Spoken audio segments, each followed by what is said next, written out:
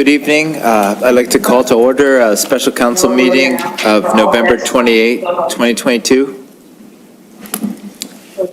First off, any disclosures of pecuniary interest?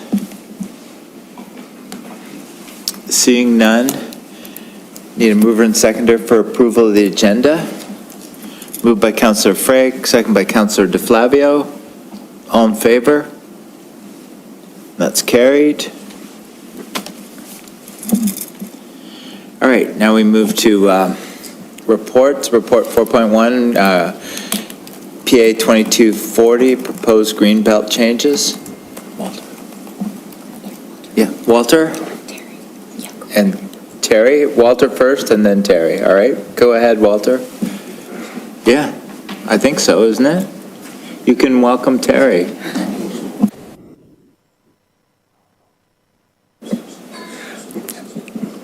Hello, good evening, Council and members of the public that have been participating, are here to participate. This is a report that will address proposed changes to the Greenbelt Plan submitted by the province to the local municipalities for comment.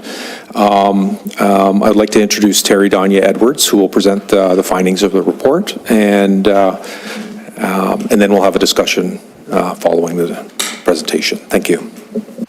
Thanks, Walter, and welcome, Terry. Thank you. Peter, can you move to the next slide, please? Okay, so the province introduced some proposals to the on the Environmental Registry of Ontario, and this is one of them. So this is the first, the mapping proposal.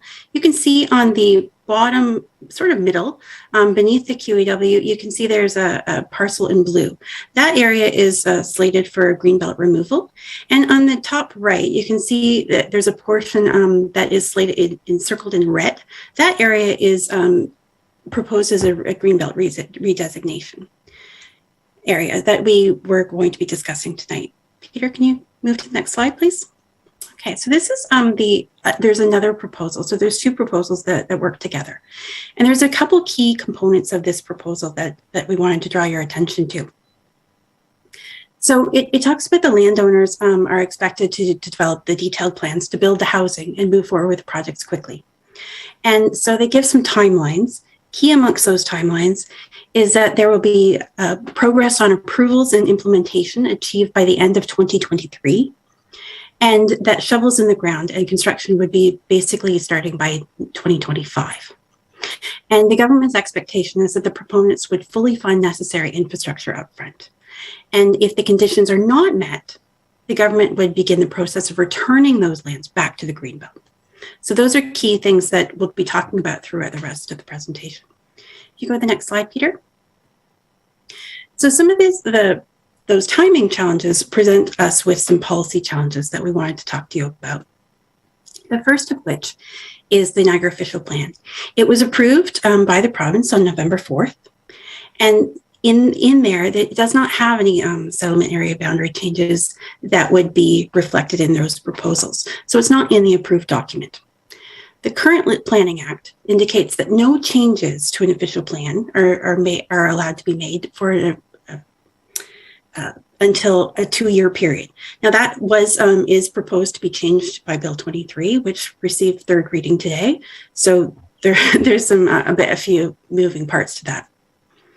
Municipal Comprehensive Review or an MCR, is the way that you can actually add areas to settlement area boundaries.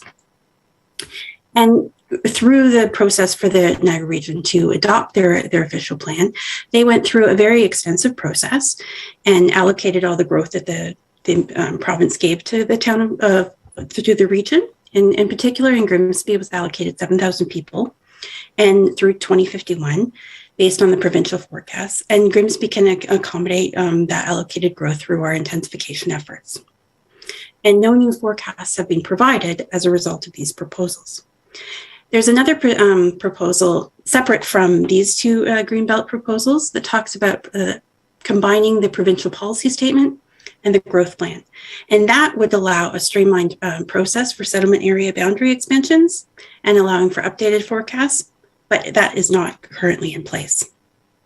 So the real crux of the challenge comes in is that the Greenbelt proposal looks for planning approvals by the end of 2023. The challenge is that the lands are not within settlement area boundaries, and there's no changes to forecasts. And the process to consider including them would be through that municipal comprehensive review, that is quite a lengthy process. So what we're saying to the province is really, if you want these things to happen and housing to be built, a simpler process would be required for councils to even consider the lands for settlement, boundary expansion and future development.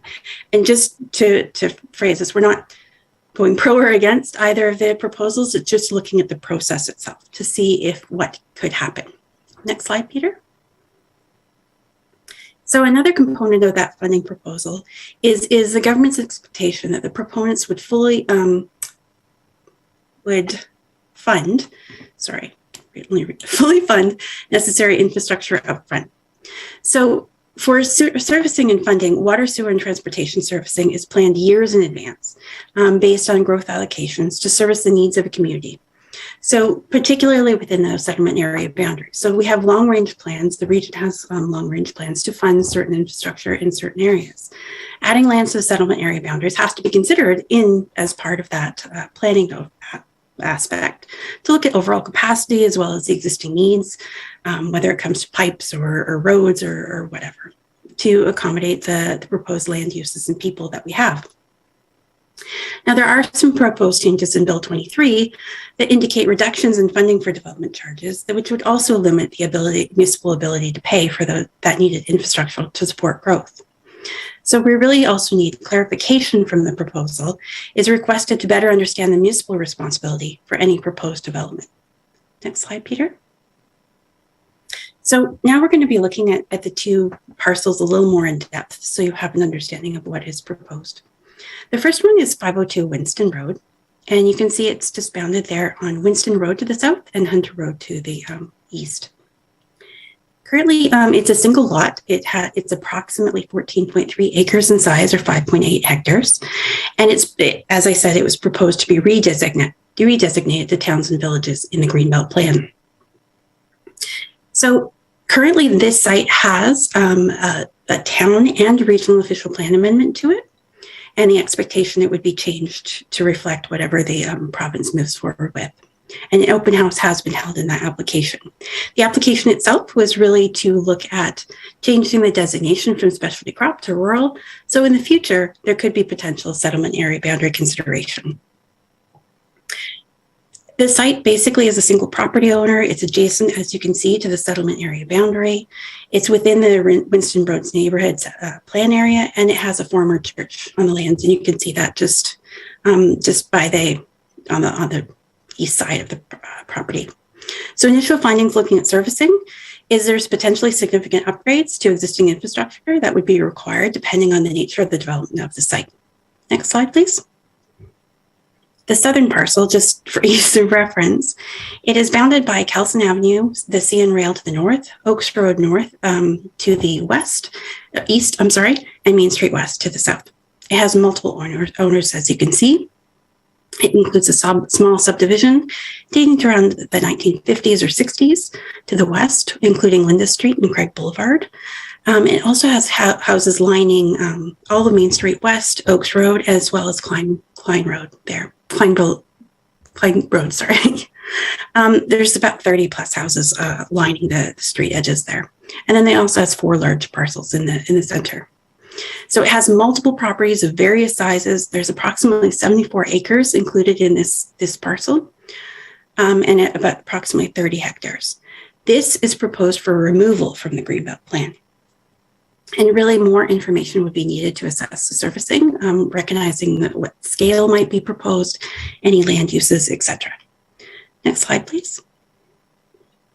So we really need to do further review and consideration of these sites. There's a lot to look at with regard to them. There's potential housing and mixed-use development capacity of the site to know what might actually be proposed there. Looking at a more detailed surfacing capacity and impacts to provincial forecasts and potential constraints in the properties, if there's archaeological constraints or environmental. the suitability of the proposed development, considering the area, and the capacity of community facilities to the area to accommodate that potential growth. Right now, we're not in a position to really predetermine the suitability of the proposed sites for a settlement area boundary expansion or further housing opportunity. We just need to look at the process and have an opportunity to consider it down the road should the council want to. Next slide, please. So what our recommendation that we're proposing to send to the province is that we recognize the need for housing, and we really want the province to further clarify the implementation of the proposals. So we need a clear and streamlined developer-driven process for council to consider the proposal removal area and or redesignated area. It should also reference the forecasts allocated by the province and the region through their conformity exercises to address the limitations of amending the Niagara official plan should Bill 23 not be, that section of Bill 23 not be proclaimed. Clarification of the responsibility of the municipality to fund new or expanded servicing required to support any potential development, and also clarification of the proposal timing, recognizing that it takes significant time to do some of those works, whether it be looking at a municipal comprehensive review or even changing our settlement area boundaries in the town as well as regional official plan in relation to the 2023 dates and 2025 dates indicated in the proposal. So that's what we're recommending to the province. The deadline for comments back to the province on this it was given 30 days for it. So we have to provide comments back to the province on December 4th. That's why the need for a speedier timeline for this. So with that, I'll turn it over.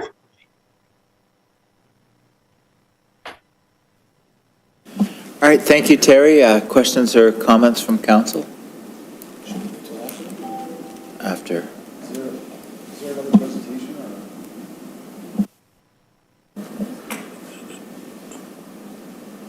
Is there another presentation? Oh, that's it. Yeah. Oh, so I thought there was a second one. Councillor DeFlavio.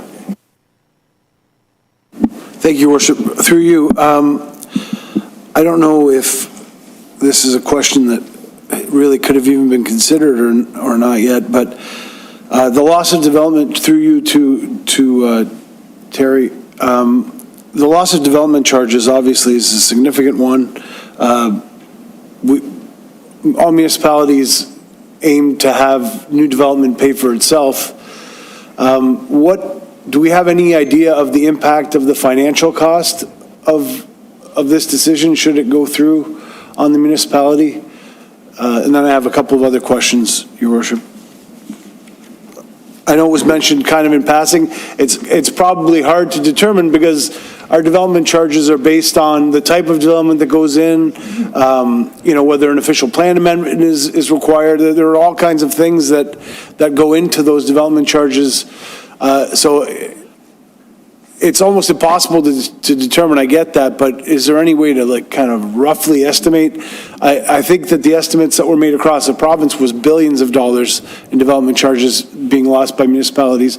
But from a town perspective, it would be nice to even ballpark what that cost would be. Through the chair, we do not have a determination yet. I know a number of municipalities have come out with really dramatic figures of what the impact from development charges will be. At this point, we have not determined a number. There's a lot of components because, to be fair, the bill has been changed even in second reading. So we're sort of waiting for some of the changes to actually come to fruition, and we don't know yet if they will proclaim all of the components of the bill at once or how they are going to do that. So there's still a lot of questions really to understand the components of it. We definitely will be looking in the future to understand the implications for the town, but we don't have that number as of yet. Councillor DeFlavio. Thank you, Worship, through you. Okay, thanks for that. That is definitely something we need to understand and something that needs to be made clear. I think all municipalities will need to make that clear to the province, what that's going to cost. And we won't know until after, really, until it's been lost, and until we force the rest of the taxpayers in the municipality to pay for those costs. So I have a lot of concerns about that. Of course, when these kinds of changes are made, things like infrastructure improvements, which you mentioned, are considered traffic studies, because we don't know the impacts of traffic. All these things would go into it. And am I understanding correctly that none of these things will be required, or they will be required, but the process is streamlined? I'm just trying to understand, because, I have a lot of concerns, obviously, but the concern that the most basic reports that we would require from a developer are no longer required for us to consider. Am I misunderstanding? Maybe if you could explain what the new process is going to be a little bit, it might help me to understand it. Through the chair, and that's what we're asking the province to do is consider implementation a little bit more. We know we have development applications, so there would. And that's why we're looking for a development-driven process, that they would still have to have all of those studies that you're looking for. So transportation, servicing, environmental, archaeological, all of those component parts would still have to be part of it to fully have an understanding of what is there and what some of the requirements would be. But having that process would be helpful, because right now there isn't a clear driven process, that especially one that would follow a timeline that is in the near future. So that's what we're looking for is just further clarification of a process that we could look at some of that information in a more holistic setting. And that, because we need to know that information about what the impacts of those decisions are. Councillor Flavia. Sorry, Your Worship, I just got a bunch of things written down. I can give other people a chance to ask their questions if you, just to go along with the same, through you, Your Worship, to go along the same lines. So are we giving sort of a general feedback to the province and not specific feedback on specific sites? I have concerns that new housing that they're trying to build is, it doesn't solve the problem, in my opinion. The problem is affordability of housing, not availability of housing. And so, if we were to develop this land, I would say that we'd have to have some geared to income housing in this area, things that consider, a mix of, even within a building, something that is, geared towards lower income within, if you had a condo go in, for example, something that, the first 4 or 6 stories are geared towards lower income people. That's what solves the problem, is when you provide housing that people can afford. More $1 million subdivisions are not what solves the problem when people can't afford a house. So I think that our response should also consider the fact that this doesn't solve the problem that they're trying to solve, in my opinion. And maybe I'm speaking just by myself, but I really strongly believe that subdivisions where a new house, a new townhouse costs $1 million now. So that doesn't make more housing available to people who need it, in my humble opinion. Sorry. If you have a response, I'd love to hear it, Mr. Basic. Thank you. Through you, Mayor. Again, our report is primarily directed to a general response to the general direction they're directing municipalities to go. Specifically in Grimsby, they're essentially saying, we want you to achieve these goals by this time, but they're not giving us the tools to achieve those goals within that period of time. And they're hamstringing us with regard to our ability to financially support this type of development within that period of time. So that's the general message that we're trying to send to them. The issues that you're bringing up are primarily detail-oriented. So if we get to a point when we're considering development applications, these are some of the details that we'll want to address. Providing affordable housing. Obviously, one of the sites is right next to the lake. which will generate significantly higher costs or market yield than would another site. So, yeah, you're right. Is that site the best site to provide affordable housing, given the market that would be generated in that particular area? Again, these are questions that we can't answer at this point. Councillor DeVoley. Mayor Jordan, I have some questions followed by some personal thoughts on this issue, just like Councillor DeFlavio, and then maybe some suggestions on how to proceed. So to start with my questions, a question to our staff, and I'm not sure who's the best person to answer this, but how many housing units have we actually had built and occupied in the town of Grimsby in the last 4 years?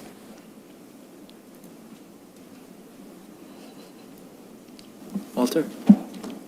I can't give you an exact number right now, but we were averaging in the neighborhood of 200 to 300 units a year.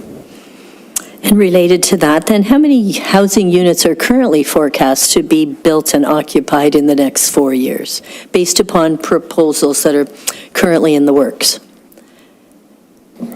Yeah, proposals that are currently in the works, there's the Fifth Wheel project that has 1,300 units.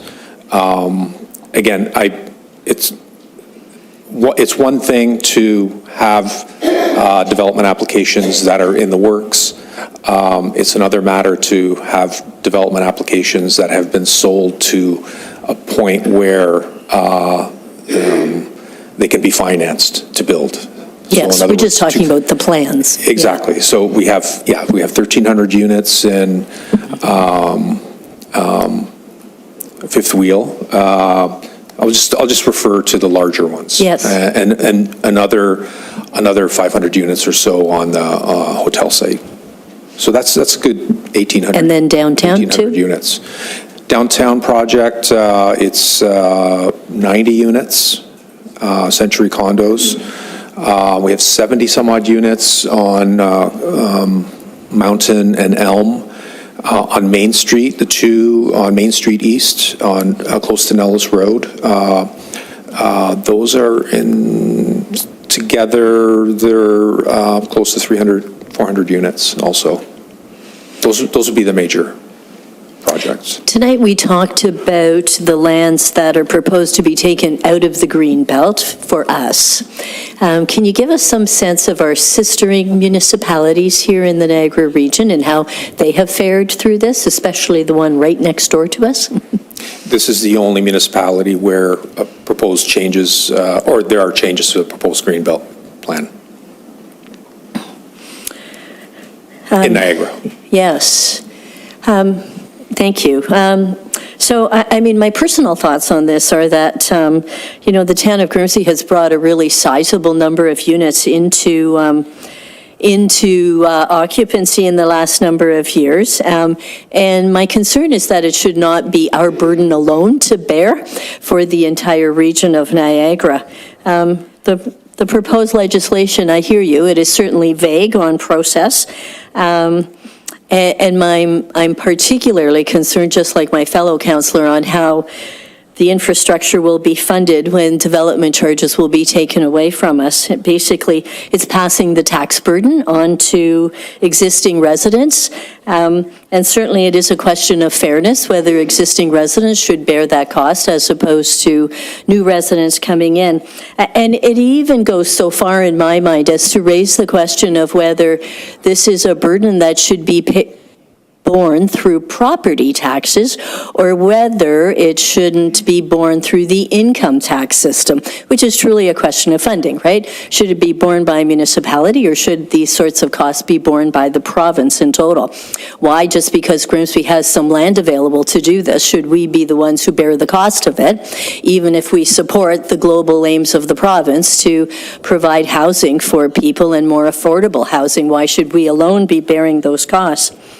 And so this legislation, and I will say it's not even just proposed anymore, sort of as we've noted, dismantles many of these planning considerations, kind of undermines our whole process of worrying about environmental protection and climate change and so on and so forth. And as you summarized, in short, high on speed, but low on consideration for what we're about to get into, right? But certainly the big issue is how we provide more affordable housing. And I realize the province's hope is that if we can increase supply, prices will come down and demand will then be met, right? So some suggestions. I personally have some suggestions in all of this. To start with, I think it would be good to meet with our MPP. He is our representative there, and to share with him our concerns, but also to share with him the facts of the situation, how many units we've brought in so far in the last 4 years, what is proposed to be added into all of this with just the existing developments that we're having here too. And likewise, I would like to say that I think that in all fairness, in order to do this in a fair manner in the province, this burden should not be borne by property tax owners, but should be borne by all taxpayers in the province of Ontario. And if I could wave a magic wand, it would be that happy to give up the development charges to your province, and for anything that is built that is more affordable and meets a certain definition, if province, you're willing to bear that at the provincial level and then reimburse us for I'll say, some number equal or less than 100, but I'll say, somewhere between, pick a ballpark, 50 and 100, 70% and 100. As I think, we need to talk about the fairness of how this is done too. And if we're going to go ask the province to make some changes, I think we have to ask for specific changes too, especially with regards to the funding of this. I'm sure AMO and many of those organizations that we've seen in the news, they're already responding to many of this. I guess, a plea to the residents of our town too, to reach out, send out emails, for each of us as councillors to send out our personal emails. But I do sort of always caution people. I realize we feel really passionate about this issue. But headbutting and angry words do not influence and convince people. And so I think there's a way to do this too, right? So I will summarize and say that, we had a recent tour. We saw the lands in question that are being proposed and probably going to happen, right? My concern is probably not so much about the specific lands and not to get into the details on them, but the proposal of the province is really pushing us very quickly through this. And so basically, it's all about speed, and structure and process and public participation and so on, not being given due consideration. So I would really like us to see, that we work on a more detailed report where we talk about some of our facts, our history, where we talk conceivably. We got to put our arms around some ballpark numbers of what we're giving up, what the cost is, and so on, and that we leave that with our MPP as to, these are the facts and these are the ramifications in terms of dollars, with some suggestions on how to do that. And I realize that is a really short timeline to get that done. Thank you. Councillor Frank. Thank you, Mayor Jordan. I'm not sure who these questions should go to. I guess we've got three. We've got Walter and we've got Harry. We have the whole planning department here pretty much. I certainly endorse what Councillor DeFlavio and Councillor DeVoli has already said, so I won't go through all of those points again. I do have a few questions. Probably to Walter. With our current quota that we have on the books for the next, is it 20 years, 2051, 2041? What is it? 2051? If this goes through and we end up building on these two properties, would the number of units on these two properties go toward that quota, or is that on top of it? Through the region's comprehensive review of their official plan, the determination was made that the existing urban boundary and the policies that the local municipality has within those urban lands there was sufficient land to accommodate the 7,000 units that were assigned to the town of Grimsby. So this would be above and beyond the 7,000. Having said that, again, these are always minimum numbers that were assigned to the municipality, so it wouldn't be in contravention of any of the overall policies,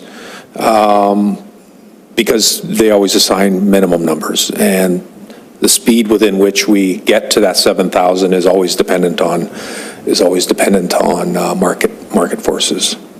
Follow up to that. If we don't build on these lands, what other lands in Grimsby can we build on to accommodate that quota? I think it's probably a fair question for people around this table to know. If those are the lands that are currently available to build, what other ones in Grimsby could we reach that quota? This question has come up before in last council, so maybe you can enlighten us a little bit on that. Yeah, thank you. That's a good question. Again, we have two major intensification areas, and we have secondary plans in the first major intensification area, which is around the Casablanca interchange. So we have the GO Train secondary plan that was approved by council a few years ago. We have the Winston Road secondary plan on the north side of Queen Elizabeth Way. In addition to that major intensification area, there's another major intensification area downtown where that could potentially support a significant amount of intensification. So those are the two primary areas within which we have identified the ability to accommodate that 7,000 unit threshold. Okay, I'm going to carry on with the question. So with Bill 23 and the new criteria around what the municipality or the planning department can suggest or approve, do we have any method to influence the type of building that's going to happen on these lands? Like, can we pass some resolution at council that says, oh, it can only be houses, not high-rises? I mean, what's the limits for us? What can we decide? How can we influence what goes on those properties if we're going to be putting things on those properties? I think that's really, really important. If we have to do it, then what kind of influence can we have on what goes there? I know it's going to go through an application process, but how flexible can that be for us? Yeah, within those areas, we have very detailed policy. So, like I said, within the Casablanca area, we have two neighborhood plans which have very detailed policies that identify what kinds of densities we're able to accept or willing to accept, what kind of heights of buildings we've identified as being appropriate for that area. As well as in the downtown, we have very detailed policies, which are at a secondary plan level to review any development applications that come forward. So we have very detailed policies that, in those two main areas, that identify what kind of development is appropriate. So if we don't have the infrastructure or the space for the infrastructure in those areas, can we pull back on the number of units that goes into those areas? Because I think, the infrastructure is going to be stretched. I mean, you got 14 acres on the corner of Winston Road and Hunter. That could accommodate a lot of units if you go up. I mean, I just question whether we have the infrastructure down there or the space for the infrastructure down there to make that happen. I mean, can that be something we could use to curb the density that goes on that property if we're forced to do so? Here comes Brendan. Thank you. Thank you, through you, Mr. Mayor. So it's early on in the process for us now to determine what needs or what will the future needs be for servicing, and I think that's what we're trying to communicate to you today is it's too early for us to tell what the needs are. So certainly when we make those determinations is going to be critical in terms of determining whether or not we can sustain or we can accommodate those sites and what level of intensification we're going to see there. So hopefully that answers your question. It doesn't. going back to Councilor DeFlavio's comments earlier, which related to infrastructure, sometimes you can't put a gallon into a pint. I mean, that's what's happening down there in that area. We always thought that what we already approved would be the end of it, but obviously not. And we forecasted and built infrastructure, we'll be building infrastructure to accommodate that. And we had DCs or development charges to help us with that. Has anyone, probably a little early in the game, but as finance and or planning and or you, or together, have you had an opportunity to look at the potential extra cost to the municipality as a result of Bill 23 for these properties?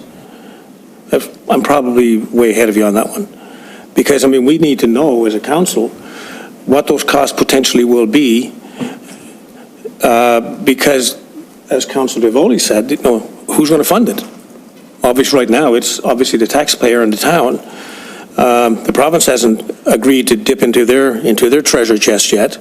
So, I mean, this is an important question for us. And if you don't have the answer, I certainly would task you to get the answer. Walter's nodding his head there. I think I'm going to defer to Terry on this one. That is part of the proposal that I outlined, that it talks about the developer paying the costs up front of the servicing for these areas. So, and that's what we're looking for more clarification about long-term funding for the municipality and what the impacts of that might be. So there's a lot of questions to that line in the proposal, but it does talk about the developer paying infrastructure costs up front. I'm sorry, can I go on? I do have a friendly amendment to the current resolution that we were going to be looking at, so I just given a copy of it to Sarah to look at and maybe pass around. Maybe we need to take 5 minutes for everyone to look at it. But going on from there, do we have an opportunity, Walter, to change any of the building codes or the lot sizes or the sizes or the types? Can we build something into our planning doctrine to curb some of the building down there? I mean, do we have that opportunity, or is that taken away from us as well? The town, as you know, the town will be embarking on a comprehensive official plan review. The official plan will have to conform to the regional official plan, and it will have to conform to any provincial policies that are in place at the time when our official plan is approved. So ultimately, our official plan will have to be approved by the province.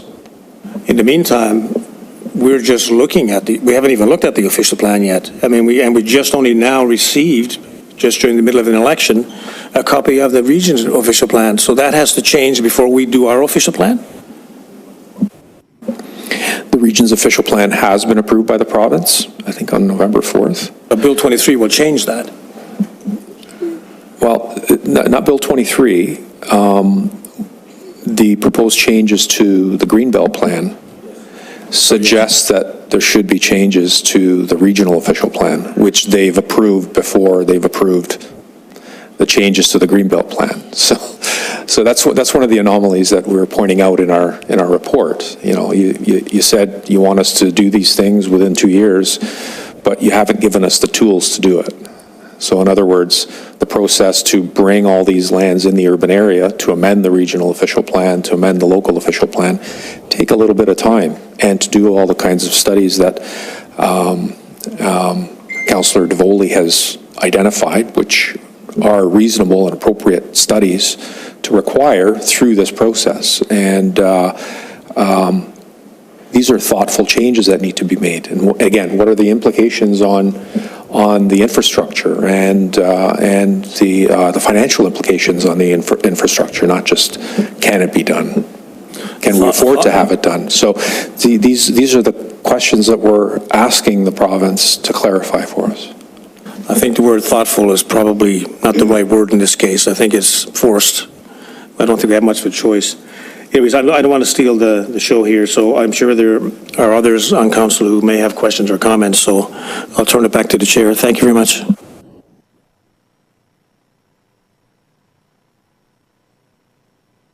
All All right, because there's a friendly amendment on the floor, we will start the speakers again, but I want to read it first.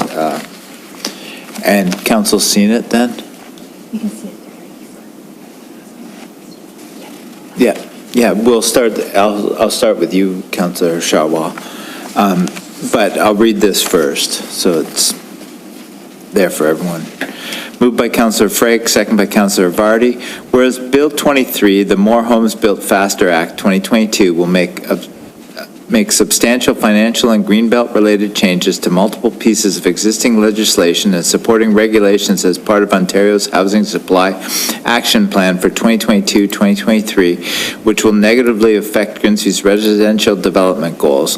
And whereas the town of Grimsby would like to offer practical comments on proposals in Bill 23, including all three levels of government, federal, provincial, and municipal, must collaborate to solve the housing crisis. The municipal sector has not been adequately consulted and involved in the decision-making processes that will establish the final legislation and regulations, as there is no responsible or sustainable solution without all three levels of government working together.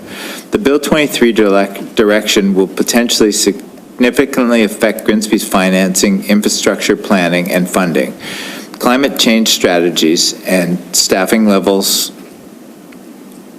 without meaningful consultation has the potential for negative impacts to the municipality as a whole and the ability to provide regular services.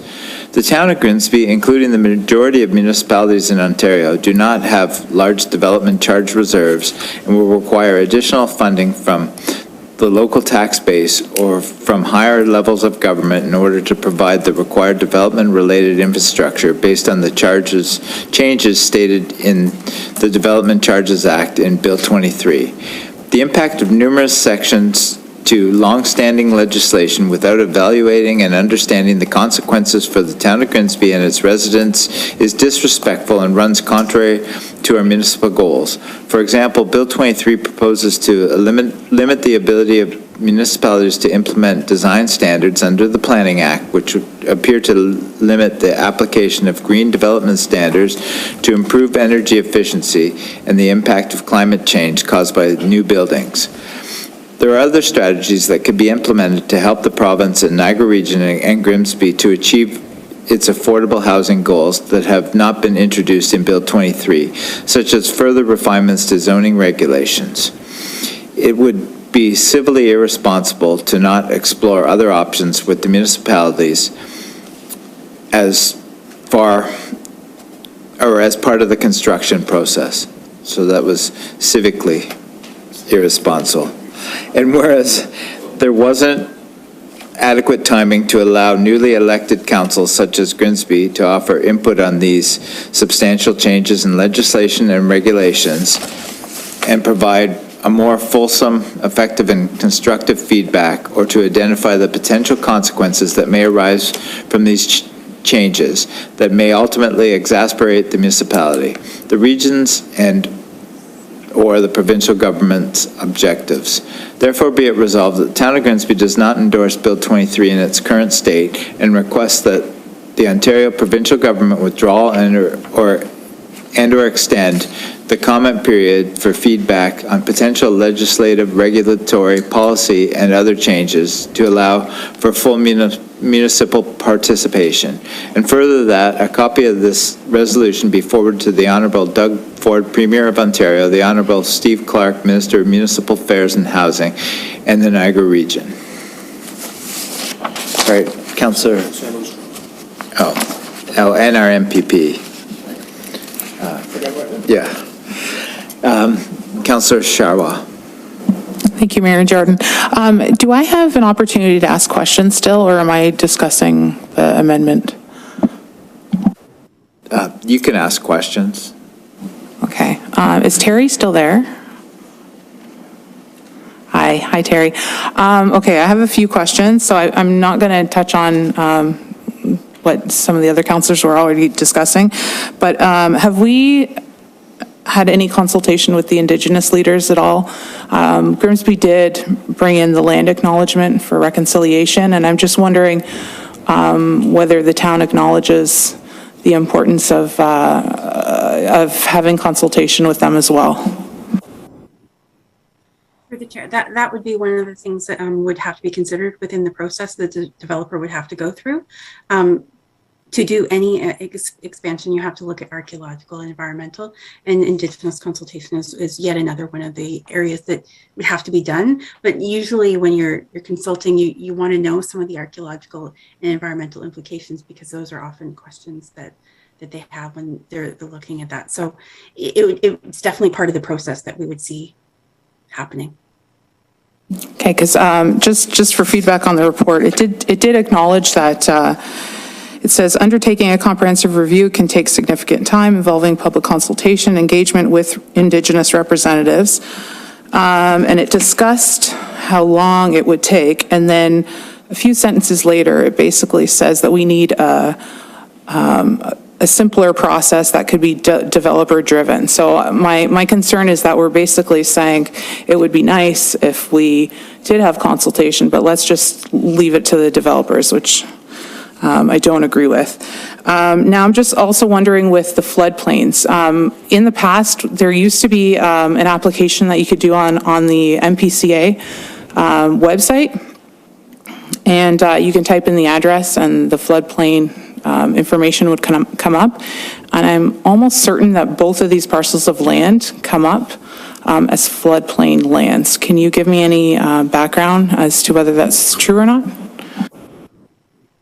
Through the chair, I have not personally looked at some of the environmental considerations of the sites. We're just looking at the process at this point in time, recognizing that there would have to be a significant study with regard to each of those areas to determine what parameters could limit development in those areas.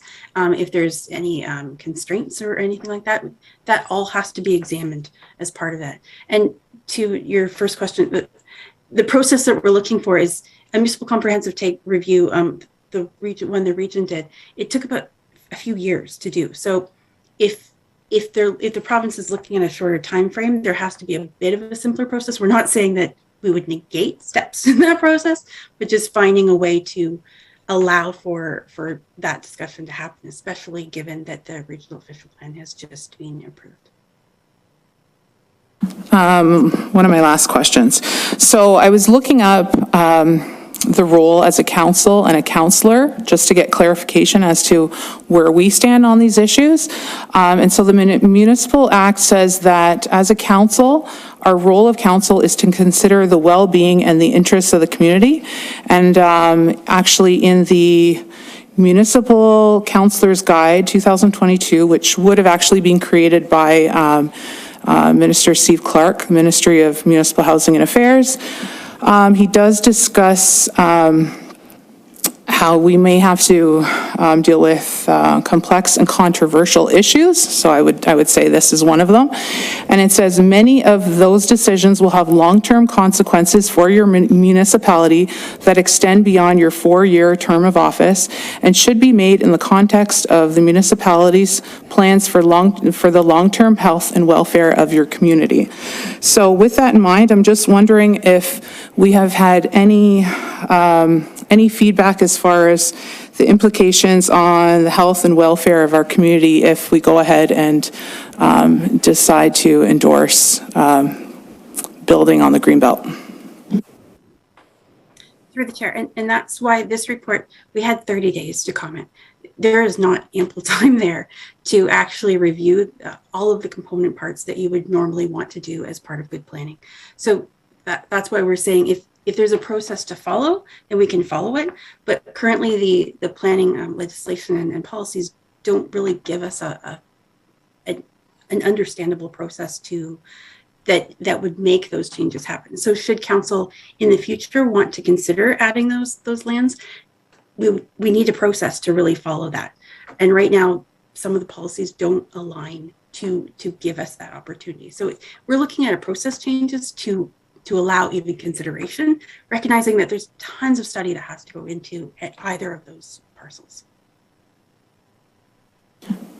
Sorry, Mayor Jordan, can you clarify, can I now speak to the amendment or are we doing that in the next round? Because that's enough of my questions right now. Yeah, we'll finish the first round and then,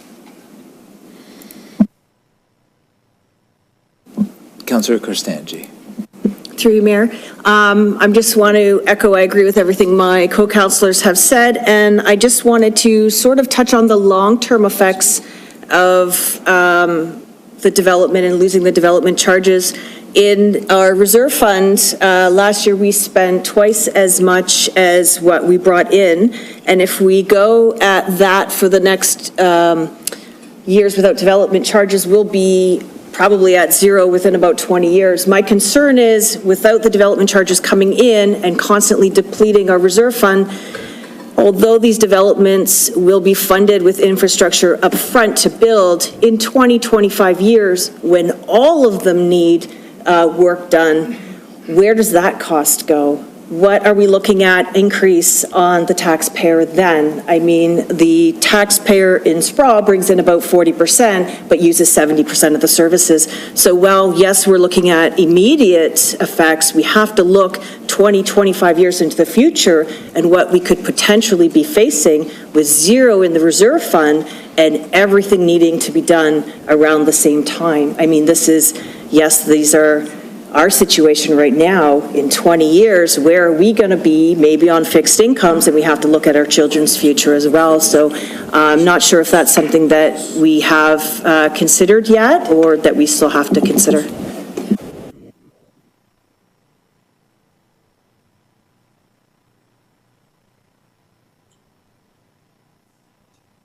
Thank you through you, Mr. Chair, Mr. Mayor. I'd probably defer to finance on this question. It's a little bit over my head in terms of the accounting side of things, but I can speak to generally, you know, the cost that we identify upfront for future, what do you call it, growth-related projects. I think you're correct in saying that sometimes those fees aren't realized until further down the road. So should the province proceed and handcuff us in terms of not being able to collect those funds, whether it's now or down the road, it would put certainly more impact on the tax base and our water rates, sewer rates to try to recoup some of those costs. So the concern is it would transfer those costs instead of from the development community to the rest of the community to kind of bear that cost, if that makes sense.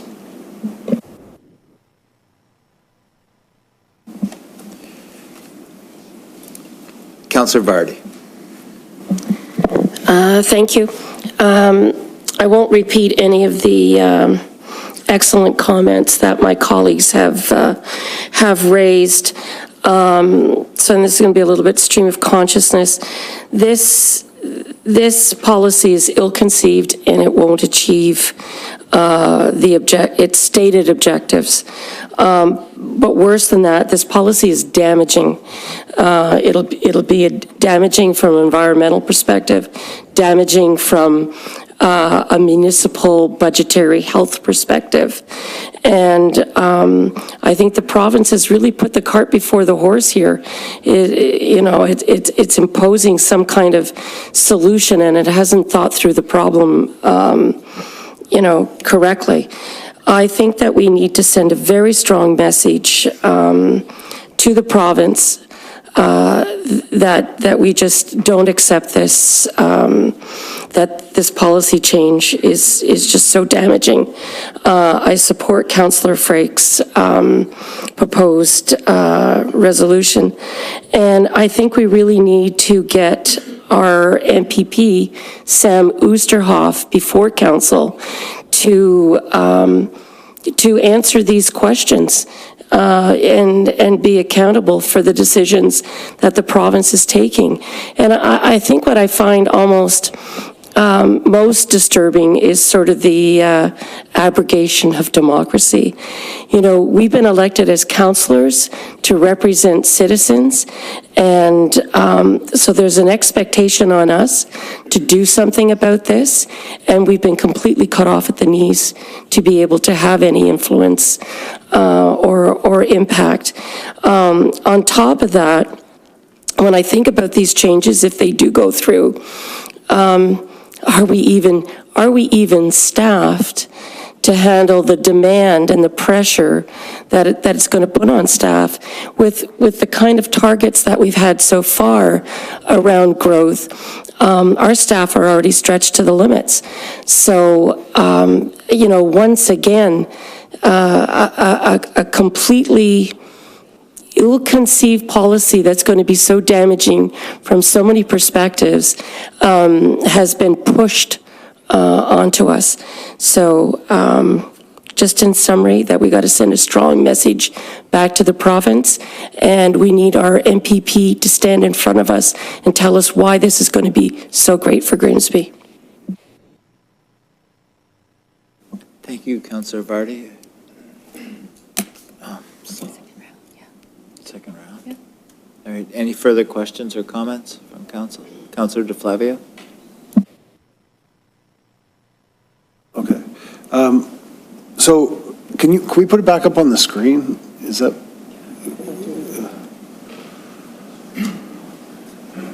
So did we, is the idea to completely scrap what staff had brought forward? Because, I mean, there was, the staff's suggestion was,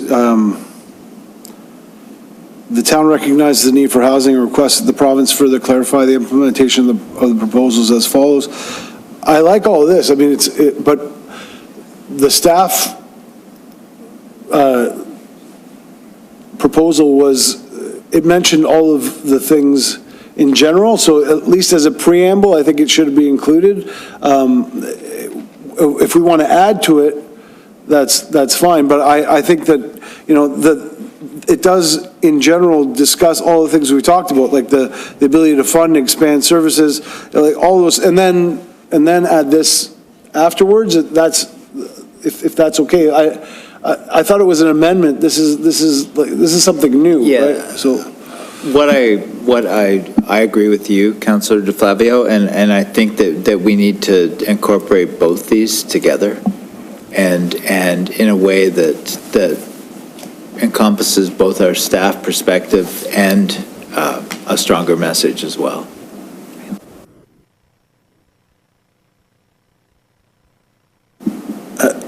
and through you, Mr. Chair, I think that there are lots of things that need to be considered. When I read over these things, I'm sorry that we didn't get this in advance, because I would have added things to it. I mean, it's great. It's a great start. There are so many things that we can add to it, though.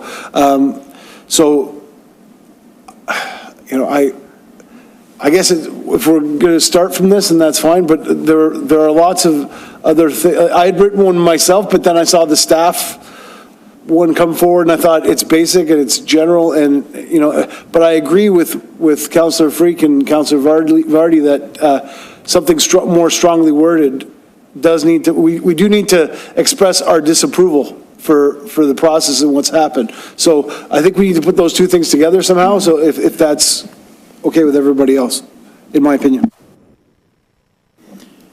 Thank you, Councillor DeFlavio. Councillor Sharwa?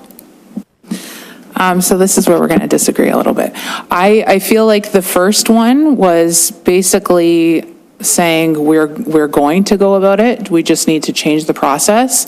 And I don't think that's a very good message that I want to be sending to the province, that we're okay with it as long as we have a more streamlined process. And maybe that wasn't the way that it was supposed to come across, but that's kind of the way I see it. I do like Councillor Frick's amendment. However, if it was possible, I would like to include the consultation with Indigenous leaders, find out about the floodplain, and also the implications of on our long-term health and welfare of our community. So in short, I would like to go to Councillor Frick's amendment and just add those three if possible.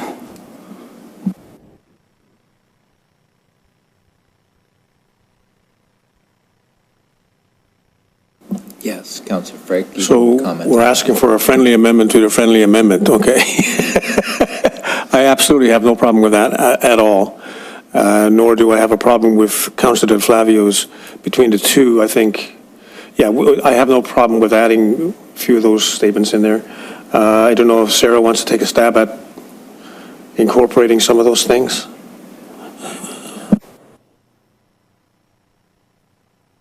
Councillor And Vardy. before you go, I apologize to the rest of council for that late resolution.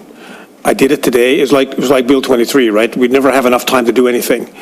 And so today I just felt I had to do something, and I put that together very quickly, and I drew on a number of sources, particularly the AMO report, which everybody in this council should read if they haven't read it already. It's very well put together, and things related to our own town. So I apologize for the late resolution, but it was late when I put it together. Otherwise, I would have circulated it. I gave it to Sarah, but only an hour before the meeting, so apologies for that.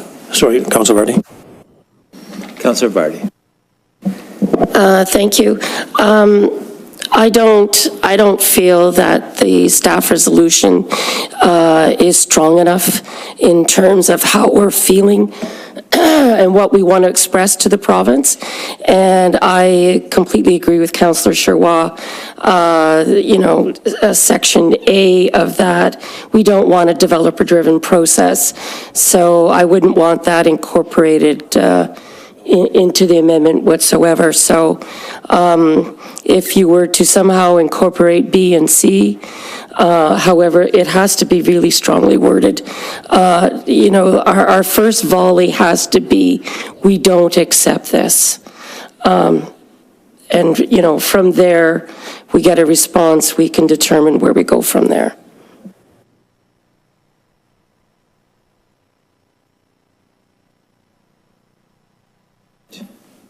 So, any further speakers?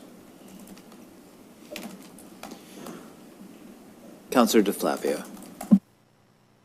Thank you, Your Worship. So I had drafted one myself this last week when we talked about having this. I would like to include the fact that traditional democratic rights of taxpayers have been removed. So I've got something that I wrote up. I'll send it to Ms. Kim. Because it eliminates the rights of people to appeal. It takes away official plan amendments, zoning bylaws, zoning bylaw amendments, third-party appeals of consents, minor variance applications. I want to mention the fact that all those rights, traditional rights, have been stripped. In a traditional process, if we looked at this land and we wanted to change it, it would take years, years and years. An official plan amendment, then neighboring landowners would have a chance to, landowners all over the town of Grimsby would have a chance to have input, and all of those things are taken away. So I would like to include the fact that, we talk about 30 days consultation, and 30 days consultation is basically saying we don't want any consultation, right? A 30-day consultation in the midst of a municipal election and a municipal changeover of local government is saying we don't want consultation, which is incredibly undemocratic. So I think that the fact that it's undemocratic should be mentioned. So if it's okay with Councillor Frake, I'll send that to Ms. Kim, and she can put it up and people can see if they're okay with it. Councillor Frake, you okay? Thank you, Mr. I'm okay with that. It just makes the resolution better. I have no problem with that.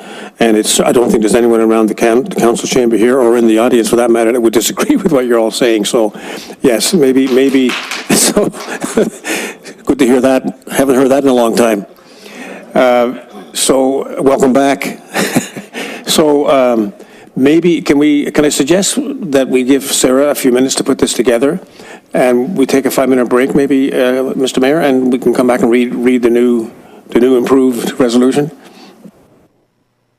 Councillor Frake, yes, I'll do that, but I just want to make a couple comments, if it's all right of council. Just given the fact that our staff, you can see our staff's put something together, Councillor Frake's put something together, Councillor De Flavio's put something together, and this is all part of a process that's supposed to be done over time, and the province has compressed this and forced it, and they're ramming it through, hoping things will be left out, in my opinion.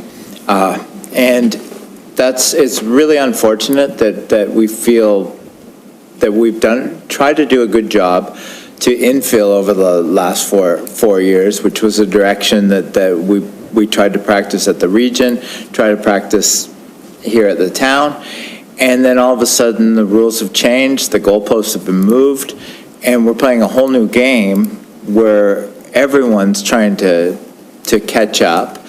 And when we're having to play this catch-up game during an election, before we've even been sworn in, it's not a game that we can win. So the only way we need to do this is to take the time to have a resolution that's strong, have a resolution that covers staff, covers all of council, and it's something we need to do because we all value the town of Grimsby, and we want to do what's best for it, and the province, in my opinion, has taken that away. So we'll have probably a 10-minute recess, and then Sarah should have enough time. I have another question for staff that's not related to the process, to that, what's happening there while we're here, through you to staff. So one of the questions I had about the legislation, because looking at the Ontario.ca press release and looking at some of the, because I don't really understand it, to be frank. Like, I don't understand what it allows and what it doesn't allow. So with the new process, if it were to come forward, how do we even begin to look at these properties, I guess is my question. Because, for example, 502 Winston Road, we have height restrictions in the Winston Road neighborhood, but that's not part of that plan.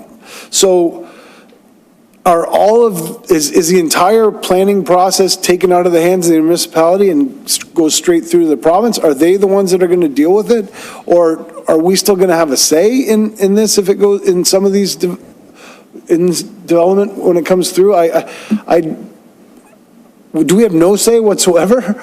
Because there are lots of things lots of discussions that we would have on any of these developments. Through the chair, and that's what we were looking for. It was a process. This is a multi-stage process. First, you have to get it into a settlement area boundary, if you so wanted to get it into a settlement area boundary and it was appropriate. So that's the first. Then you would have to have a designation on that property. In the Winston Road neighborhood, there are designations in the area that presumably could be stretched into that property, should that be the direction. So that could be utilized, that would help define what kind of uses would be on that site. And then you would look at some of the zoning as well. So there's multiple stages to this process, and that's what we were suggesting, was having a process to actually look at this land in context. Right now we have a line on a map, which doesn't really help us say how much housing or what type of housing or where would it be or what style it is, how high it is, any of those questions, because right now it's just it's a line. So that's what we were looking for, was a process to really have those conversations and have some of that engagement and get some of those studies to really understand what could be on those sites and how that could actually work in the context of our community. Thank you, Terry. Councillor DeVoley. Certainly happy with the direction, Mayor Jordan, that I see us taking on this particular thing. But I'm now putting myself in the shoes of our MPP, Sam Oosterhoff, who's really not familiar with the exact planning process that we go through. That's not his job, right, to know those details. And so I'm envisioning that, this arrives on his desk, but he hasn't heard our conversation about this. He hasn't heard the details of what we've talked about. And I think it would really be good of us if we sent I'll call it a small group of representatives of council, the mayor, perhaps, Mr. Basic and so on, and another counselor or whatever, to go and sit with him and explain that this is why, these are the details behind it and why we feel so perturbed by where all of this is going. So that he has something to at least understand from his voters and his residents, the people in his constituency he represents, and so that he can then represent our concerns up the food chain. And that would be my suggestion. Councillor Frake. Thank you, Mr. Chair. I agree with Councillor Devoli. However, my constituents are Simon Oosterhoff's constituents. It's incumbent on him, if he doesn't know the full impact or negative impact of Bill 23, well, I don't want to say what I really think. But yeah, I don't have any problem with, an entourage of council or staff going to explain it to him, but then I'd like to see him come before this council, as Councillor Vardy has said, and I think Councillor Devoli has said as well, to reply to that. I mean, he represents us. He represents the region. He represents most of the region and the municipalities that are all not in favor of this Bill 23. So I think it's incumbent on him, because he approved it, obviously. He was one of the ones that voted on it down in Queen's Park. He should come to this council and talk to us about it with an open house with the public present. So whoever goes to see him, if that's what we're going to agree to do, let's make sure that within the next short while, he comes to council to hear our views. Thank you, Mr. Mayor. Thank you, Councillor Frake. I think that everyone is in agreement that we need to see MPP Oosterhoff here, and I'm quite happy with myself or other members of council and staff as well to meet with him and share our concerns and communicate our concerns to him so he can move it forward. So. Can I get it? Yeah, why don't we just have a 5-minute break while the clerk works on the conjoined amendment. All right, so we'll be back in 5 minutes at 7 or 6:50. All right? I do. 6:50. Yep.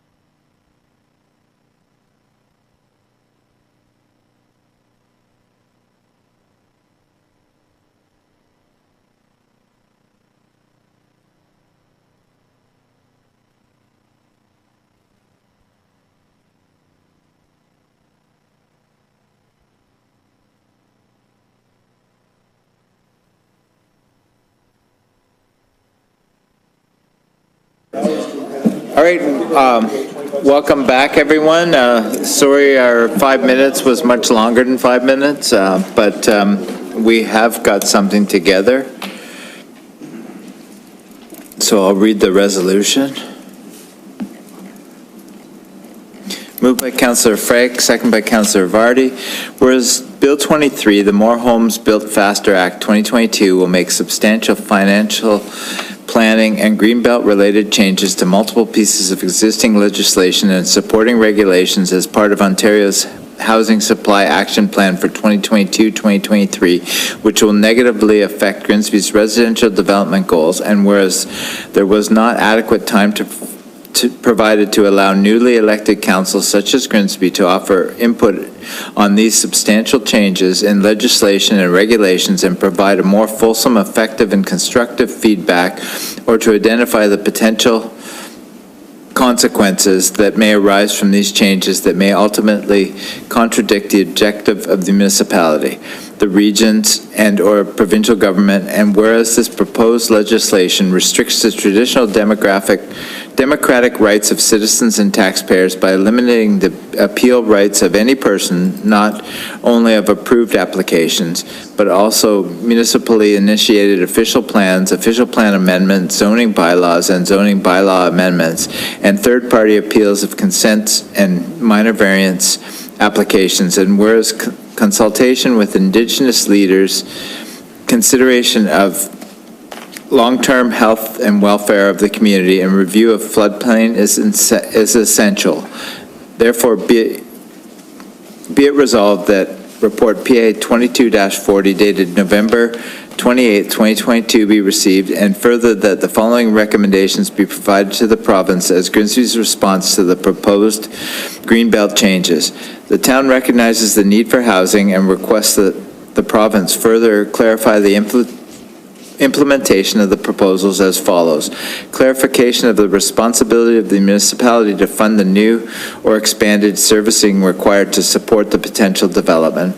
Clarification of the proposal timing that will require construction to begin by 2025 in relation to the timing required to change settlement area boundaries and municipal official plan reviews.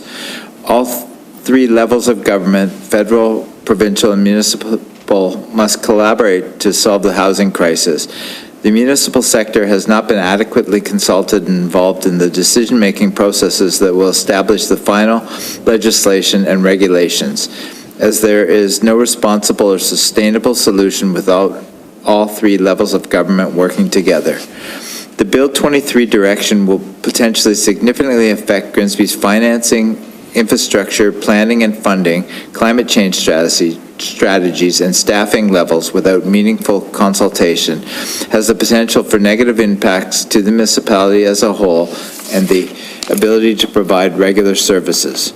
The town of Grimsby, including the majority of municipalities in Ontario, do not have large development charge reserves and will require additional funding from the local tax base or from higher levels of government in order to provide the required development-related infrastructure based on the changes stated in the Development Charges Act in Bill 23. The impact of numerous sections to long-standing legislation without evaluating and understanding the consequences for the town of Grimsby and its residents is disrespectful and runs contrary to our municipal goals. For example, Bill 23 proposes to limit the ability of municipalities to implement design standards under the Planning Act, which would appear to limit application of green development standards to improve energy efficiency and the impact of climate change caused by new buildings. There are other strategies that could be implemented to help the province and Niagara region and Grimsby to achieve its affordable housing goals that have not been introduced in Bill 23, such as further refinements to zoning regulations. It would be civically irresponsible not to explore other options with the municipalities as part of the consultation process. And further that, the town of Grimsby does not endorse Bill 23 in its current state and requests that the provincial the Ontario provincial government withdraw and/or extend the comment period for feedback on potential legislative, regulatory, policy, and other changes to allow for full municipal participation, and further that a copy of this resolution be forwarded to the Honorable Doug Ford, Premier of Ontario, the Honorable Steve Clark, Minister of Municipal Affairs and Housing, MPP Sam Oosterhoff, and the Niagara Region. Recorded vote.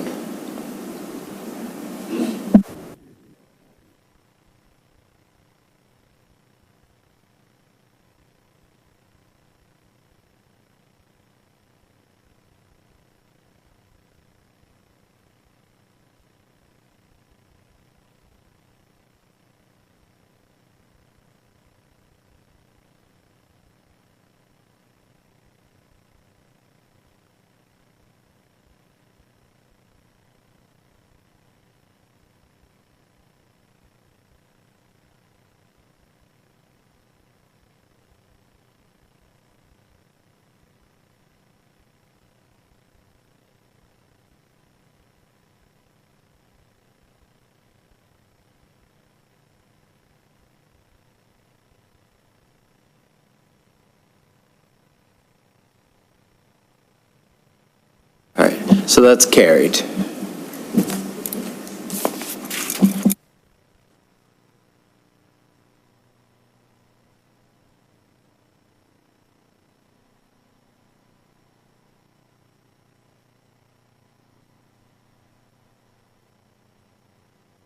Just need a mover and seconder for the confirming bylaw. Moved by Councillor DeVoley, second by Councillor Frake.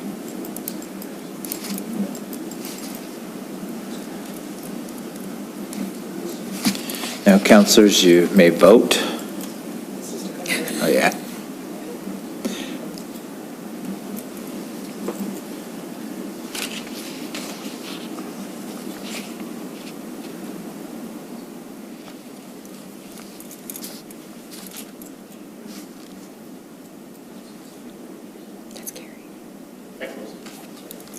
You close it, sorry.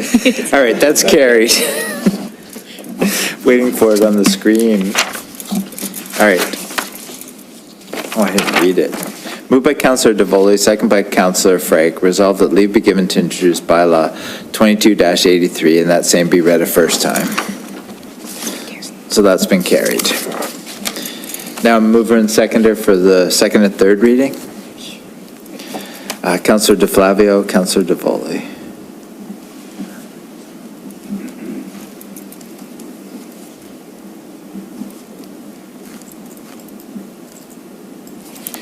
Moved by Councillor DeFlavio, second by Councillor DeVoley. Resolved that leave be given to introduce bylaw 22-83, read a first time, now be read a second and third time, and finally passed, and the mayor and town clerk to sign and seal the same and rule council to the contrary notwithstanding. Vote, please.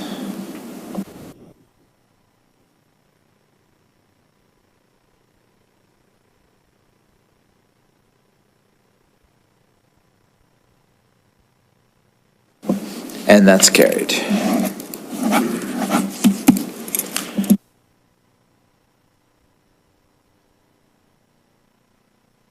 All right, meeting is adjourned. Good night, everyone, and sorry for the long wait. Thank you. Have a good night.